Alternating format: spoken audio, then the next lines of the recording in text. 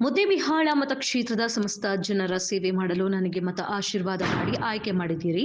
ನಿಮ್ಮ ಋಣ ನನ್ನ ಮೇಲಿದೆ. ಇದನ್ನು ನಿಮ್ಮ ಸೇವೆ ಮಾಡುವುದರ ಮೂಲಕ ತೀರಿಸುವ ಪ್ರಾಮಾಣಿಕ ಪ್ರಯತ್ನ ಮಾಡುವೆ ಎಂದು ಕರ್ನಾಟಕ ಸಾಬೂನು ಮತ್ತು ಮಾರ್ಜಕ ನಿಗಮ ಅಧ್ಯಕ್ಷ ಸಿಎಸ್ ನಾಡಗೌಡ ಹೇಳಿದರು.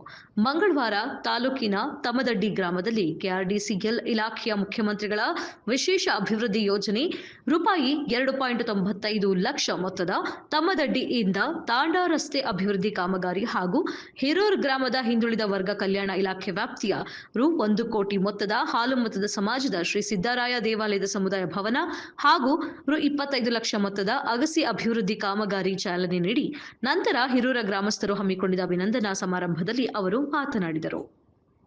ಜಿಲ್ಲೆಯ ಹಿಂದುಳಿದ ವರ್ಗಗಳ ಕಲ್ಯಾಣ ಇಲಾಖೆ ವತಿಯಿಂದ ಹಮ್ಮಿಕೊಂಡಂಥ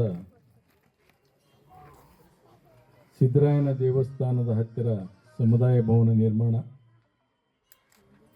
ಈ ಕಾರ್ಯಕ್ರಮದಲ್ಲಿ ದಿವ್ಯ ಸಾನ್ನಿಧ್ಯವನ್ನು ವಹಿಸಿದಂಥ ಶ್ರೀ ಶಶಸ್ಥಲ ಬ್ರಹ್ಮ ಗುರು ಸಿದ್ದೇಶ್ವರ ಶಿವಾಚಾರಿಗಳು, ಶ್ರೀ ಅನ್ನದಾನವೇಶ್ವರ ಸಂಸ್ಥಾನ ಮಠ ಹಿರೂರು ಇವರ ಪಾದಗಳಲ್ಲಿ ಅನಂತ ನಮನಗಳನ್ನು ಸಲ್ಲಿಸ್ತಾ ಅದೇ